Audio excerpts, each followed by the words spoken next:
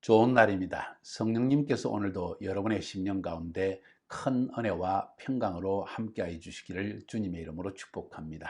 오늘은 요한복음 7장 1절부터 36절까지의 말씀을 통해서 사람들의 평가를 어떻게 할 것인가 하는 제목으로 말씀을 전하기 원합니다. 사람들이 나에 대해서 평가하는 것, 사람들이 내가 예수 믿는 사람이라는 것 때문에 평가하는 것, 교회에 대해서 평가하는 것, 예수님에 대해서 평가하는 것, 그것에 대해서 우리는 어떻게 행동해야 할 것인가, 또 왜 그렇게 평가하는가, 이런 부분들을 생각해 볼 수 있는 매우 중요한 부분이 되기 때문에 오늘 말씀을 택했습니다.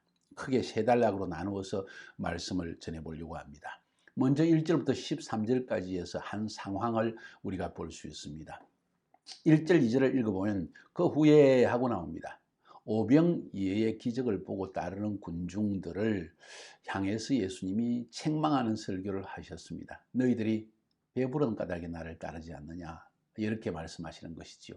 아버지께서 나에게 오시게 하는 자가 아니면 아무도 나에게 올 수가 없다. 상당히 어렵고 또 굉장히 도전적인 말씀을 하였고, 그래서 예수님을 따르던 수많은 제자들이 예수님을 떠났다고 했습니다.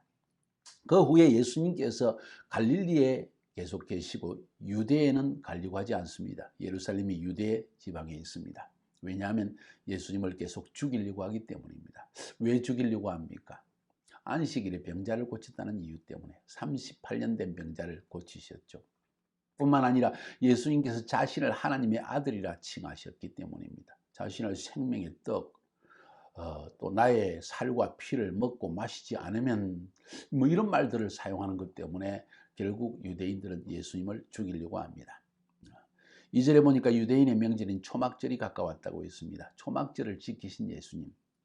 요한복음의 특징적인 부분은 예수님께서 항상 이 절기를 따라 움직인 것을 볼 수가 있습니다. 그의 생애 자체가 절기는 예언인데 예언적 절기를 성취하기 위해서 예수님은 항상 이 절기를 따라 하나님의 시간표를 따라 살아가셨다는 것을 우리에게 보여주고 있는 좋은 부분입니다.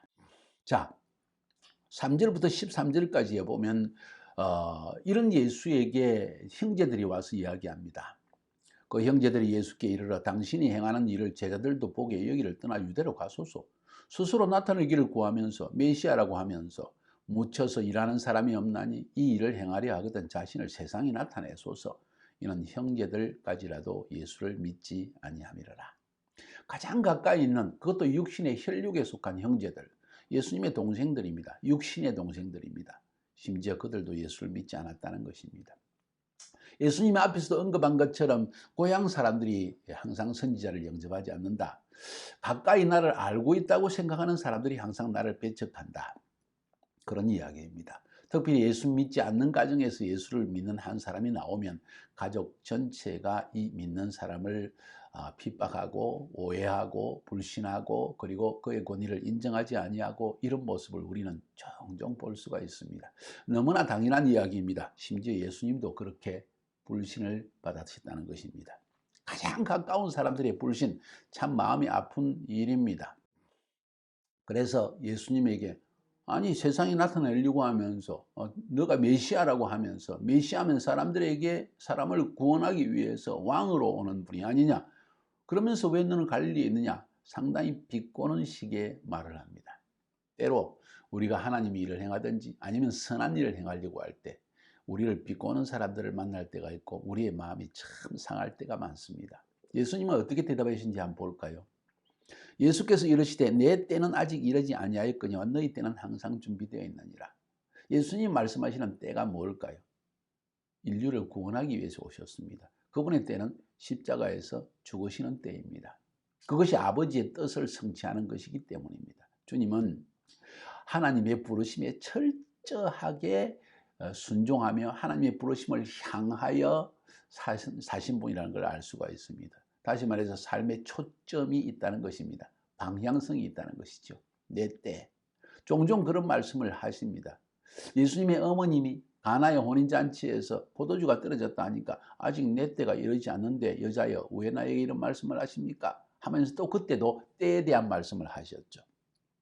예수님의 삶에는 매 순간마다 나의 삶의 방향, 목표, 내가 해야 할 일, 부르심, 이것이 머릿속에 가득 차 있었고 삶에 완전히 젖어들어 있는 분이라는 걸 알 수가 있습니다. 여러분의 삶의 부르심은 무엇입니까? 하나님께서 여러분에게 주신 그 때는 무엇입니까?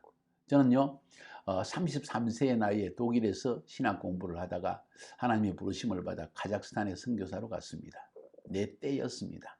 그 때가 왔고 주님은 성령으로 저를 부르셨고 저는 그 때에 순종했고 또 그 한때 약 30년 올해까지 2021년까지 30년 동안 카자흐스탄에 사역했다고 볼 수 있는데 30주년 창립 예배를 드렸으니까요. 어찌 보면 가장 프라임 타임, 가장 핵심적으로 일하는 시기는 약 20년이 되지 않는가 저는 그렇게 생각합니다. 20년 동안 온 힘을 다하여 혼신을 다하여 사역했습니다. 그래서 카자흐스탄뿐만 아니라 카자흐스탄에 있는 주변에 있는 중앙아시아의 탄탄탄 나라들, 그리고 몽골, 그리고 터키 이러기까지 이 하나님의 때에 하나님의 그 주신 시간에 하나님의 일을 부르심의 사역을 충성되이 감당해 왔고 이제는 또 다른 지역의 때를 위해서 움직이고 있는 것입니다. 내 때입니다. 여러분의 때는 무엇입니까? 하늘이 부르신 때, 여러분이 인생을 살아가는 목적으로서의 때가 뭐냐는 것입니다. 주님은 이 때에 충실한 분이라는 것을 우리가 알 수 있습니다. 세상이 너희를 미워하지 아니하되 나를 미워하나니 이는 내가 세상의 일들을 악하다고 증언합니다. 예수님께서 오신 이유는 바로 세상을 구원하기 위한 것인데 구원하기 위해서 하나님의 진리를 선포할 때 복음을 증거할 때 세상은 악하다는 것을 말할 수밖에 없는 것이죠. 그래서 세상으로부터 항상 핍박을 받으신 것을 말씀합니다. 너희는 명절에 올라가라. 내 때가 아직 차지 못하였으니 나는 이 명절에 아직 올라가지 아니하노라. 이 말씀을 하시고 갈릴리에 머물러 계시니라. 주님은 형제들에게 자기를 불신하고 의심하고 조롱하는 형제들에게 화를 내시거나 뭐 이렇게 하지 않고 사실을 사실대로 진리를 진리대로 자신의 부르심에 대해서 명확하게 말씀하시는 걸 볼 수가 있습니다. 놀라운 주님의 선포입니다. 우리도 이렇게 명확하게 화낼 필요 없습니다. 나의 부르심과 나의 때에 대해서 우리는 겸손하게 예와 아니요를 분명히 말하면 되는 것입니다. 때로 예와 아니요를 따라서 바른 기준을 따라서 말하지 못하는 사람들을 종종 보게 됩니다. 사람의 낯을 가리거나 사람의 평가를 두려워해서입니다. 오늘 제목 제가 뭐라고 그랬습니까? 사람들의 평가를 어떻게 할 것인가? 가까운 형제들의 평가에 대해서 예수님은 어떻게 반응하셨나요? 자신의 때에 대한 것, 자신의 부르심에 대한 것을 명백히 말씀하시고 분노하지 아니하시고 너 왜 나를 조롱하느냐? 나를 왜 불신하느냐? 그렇게 말하지도 않았습니다. 하나님의 부르심을 받는 자는 그런 확실한 자기의 부르심에 명백하게 서 있는 것이 필요합니다. 분노할 필요 없습니다. 다툴 필요도 없습니다. 결국 각 사람은 하나님의 부르심을 따라 하나님의 뜻을 성취하며 살아가는 것이기 때문입니다. 자, 10절에 그 형제들이 명절에 올라간 후에 자기도 올라가시되 나타나지 않고 은밀히 가시니라. 아니 안 간다고 하셔놓고 왜 가실까요? 안 간다고 하신 이유는 뭘까요? 형제들의 심령을 파악했기 때문입니다. 첫 번째는 조롱하고 불신했고 또 그들이 기대하는 것은 예수님이 메시아로서 세상에 자신을 드러내기를 원했던 것입니다.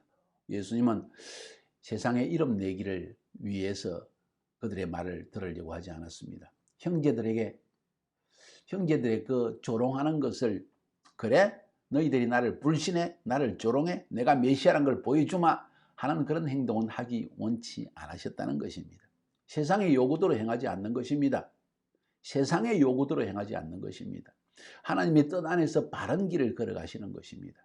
그래서 예수님은 그들에게 가지 않는다고 해놓고 그러나 가시는 것입니다. 왜? 그들의 요구를 따라 행치 아니하고 아버지의 부르심을 따라 행하기 위해서입니다.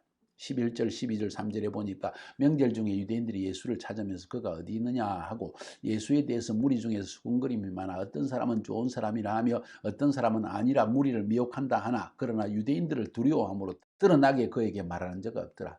당시의 예루살렘의 상황, 유대의 상황에 대해서 이야기합니다. 예수에 대한 소문입니다. 어떤 사람은 좋다, 어떤 사람은 나쁘다, 거기 어디 있느냐, 그가 나타날까 안 나타날까 아주 소문이 자자합니다. 왜냐하면 그 당시 이스라엘 땅 전체 예수님은 그의 기적과 그의 가르침을 인해서 너무나 소문나 있었고 또 많은 종교 지도자들은 예수님을 죽이려고 눈이 벌게서 찾고 있기 때문입니다. 이런 당시의 상황을 오늘 13절에서 그렇게 설명해 주고 있습니다. 이제 14절부터 24절까지를 여러분과 함께 살펴봅시다. 이미 명절의 중간이 되어서, 어느 명절인가요? 초막절의 중간이 되어서 예수께서 성전에 올라가서 가르치시니 유대인들이 놀랍게 여기에 이르되 이 사람은 배우지 아니하였거늘 어떻게 그를 아느냐 하니 예수께서 대답하여 이르시되 내 교훈은 내 것이 아니요 나를 보내신 이의 것이니라. 사람이 하나님의 뜻을 행하리 하면 이 교훈이 하나님께로부터 왔는지 내가 스스로 말함인 줄 알리라. 스스로 말하는 자는 자기 영광만 구하되 보내신 이의 영광을 구하는 자는 참되니 그 속에 뿌리가 없느니라. 와, 지금 이 말씀을 보십시오. 예수님이 가르치십니다. 그런데 그 가르침을 듣고 사람들이 너무 놀랍니다. 이 사람 우리가 알기로는 배우지 않았는데, 그 당시에 배우지 않았다는 것은 위대한 랍비 밑에서 배우지 않았다는 것이죠. 그런데 어떻게 랍비한테 배우지 않고 이렇게 글을 아느냐? 무슨 이야기입니까? 대부분의 사람들은, 그 당시에 랍비들은 사람들 앞에서 이렇게 설교합니다. 대서성, 이런 대랍비이신 이분이 말씀하시기를, 이렇게 오늘날로 말하자면 소크라테스가 말하기를, 혹은 톨스토이가 말하기를, 유식한 척하면서 말하지만 자기 것이 없는 그런 가르침들이 횡행했다는 것이죠. 그런데 이 사람이 어떻게 글을 아느냐, 이 말은 스스로 깨우쳐서 글을 아느냐, 왜 어떻게 자기 속에 있는 말을 하는데 지식이 풍성하고 지혜가 풍성하고 삶에 대한 계시가 풍성하냐, 이런 이야기입니다. 이 사람의 깨달음이 어디서 왔느냐 하고 놀랐다는 것입니다. 사랑하는 여러분, 우리가 설교를 들을 때도 잘 들어야만 합니다. 어떤 사람에게 배우냐 하는 것은 매우 중요합니다. 내 안에서 삶에서 우러나온 이야기를 하는 사람이 있는가 하면 남의 말을 인용해서 베껴서 카피해서 이 사람 저 사람 것을 찾아내어서 미사여구를 써서 많은 지식을 드러내면서 이렇게 설교할 수도 있기 때문입니다. 그것은 물론 옳은 말이 될 수도 있고 그 사람의 많은 수고도 우리가 칭찬할 만하지만 진정으로 하나님의 사람은 하나님께서 그에게 가르쳐 주신 것과 성령으로 그의 삶 가운데 경험한 것, 그리고 그가 진정으로 하나님 앞에서 사람들을 위하여 가르치는 내용, 심령에서 나오는 가르침을 가르치는 이런 분들의 설교를 들어야 되지 않는가, 그렇게 생각합니다. 저도 그렇게 하려고 상당히 애를 쓰고 있습니다. 자, 오늘 그래서 유대인들이 놀라서 이 사람은 배우지 않았는데 어떻게 글을 아느냐 하는 말이 그런 의미라는 것입니다. 예수님의 가르침이 보통 사람들의 말, 남의 말이나 인용하고 지식이나 드러내는 그런 것이 아니라 정말 그 심령계에서 우러나오는 말씀이라는 걸 이야기합니다. 그러니까 예수님께서 내 교훈은 내 것이 아니라 나를 보내신 하나님께서 주시는 것이다. 사람이 하나님의 뜻을 행하려고 하면 내가 가르치는 것이 하나님으로부터 왔는지 안 왔는지 스스로 잘 알 것이다.